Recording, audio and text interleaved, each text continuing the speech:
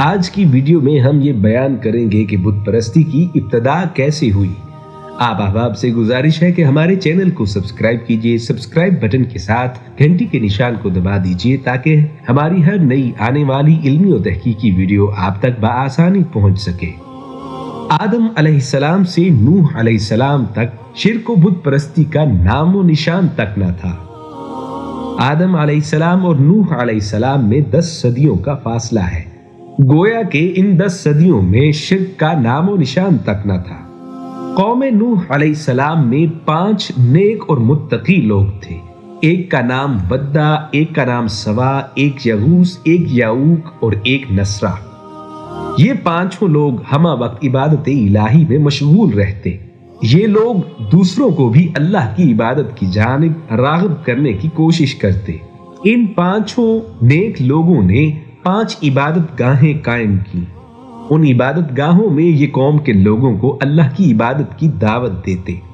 وہاں اجتماعی عبادات کی جاتی، نوافل ادا کیے جاتے، الغرض کہ وہاں تمام افراد ہر وقت اللہ کی تسبیح و تحلیل میں مشغول رہتے۔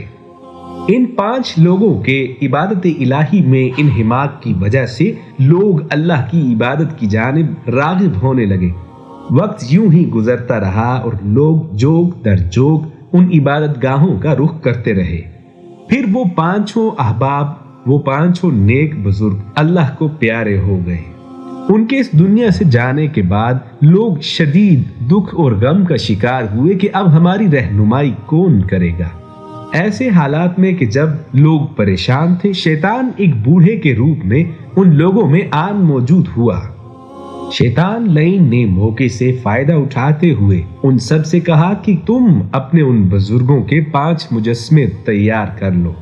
ان بزرگوں کے مجسموں کو عبادت گاہوں میں نصب کرو اور تصور کرو کہ وہ تمہیں دیکھ رہے ہیں، تمہیں سن رہے ہیں۔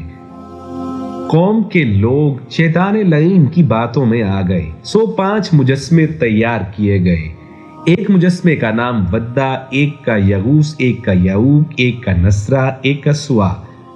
جیسا کہ ان بزرگوں کے نام تھے، انہی کے ناموں پہ ان مجسموں کے نام رکھے گئے۔ یہ 5 بت عبادت گاہوں میں نصب کر دیے گئے۔ لوگ وہاں آتے، ان کے سامنے عبادت الہیہ میں مشغول ہو جاتے۔ جب ان مجسموں کے بنانے والے اللہ کو پیارے ہو گئے تو شیطان لعین ان لوگوں کی اولاد کے پاس پہنچا اور کہنے لگا کہ تمہارا کیا خیال ہے کہ تمہارے آباء و اجداد کو، تمہارے پرکھوں کو کیوں نوازا گیا؟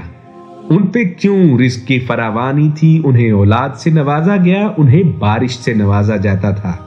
قوم کے افراد نے کہا کیونکہ وہ ہمہ وقت اللہ کی عبادت میں مشغول رہتے تھے، اس لیے اللہ کے انعام و اکرام کے حقدار ٹھہرتے تھے۔ شیطان لعین نے کہا کہ تم کم علمی کا شکار ہو، تم نہیں جانتے کہ تمہارے آباء و اجداد ان مجسموں کی، ان بتوں کی پرستش کرتے تھے۔ یہی بت تمہارے آباء و اجداد کو نوازتے تھے، یہ بت اللہ کے نمائندے ہیں۔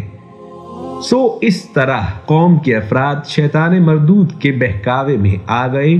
انہوں نے باقاعدہ ان بتوں کی پوجا شروع کر دی، پرستش شروع کر دی۔ سو تاریخ میں پہلی بار اس وقت ان بتوں کو سجدہ کیا گیا۔ وہیں سے بت پرستی کی ابتدا ہوئی۔ پھر نوح علیہ السلام نے قوم کی جب یہ حالت دیکھی تو کئی سال انہیں اللہ کی طرف بلاتے رہے، شرک سے منع کرتے رہے۔ نوح علیہ السلام کے لاکھ منع کرنے کے باوجود قوم کے افراد شرک پر ڈٹے رہے اور قوم میں سے چند افراد نے ہی توحید کی دعوت کو قبول کیا۔ سو اللہ کی حکمت کے تحت طوفان نوح کا واقعہ پیش آیا اور طوفان نوح میں تمام بت زمین دوز ہو گئے، زمین میں دب گئے۔ بعد میں یہ 5 بت اللہ کی حکمت کے تحت عربوں کو کھدائی کے دوران ملے۔ یہ 5 بت عرب کے 5 بڑے قبیلوں کی ملکیت قرار پائے۔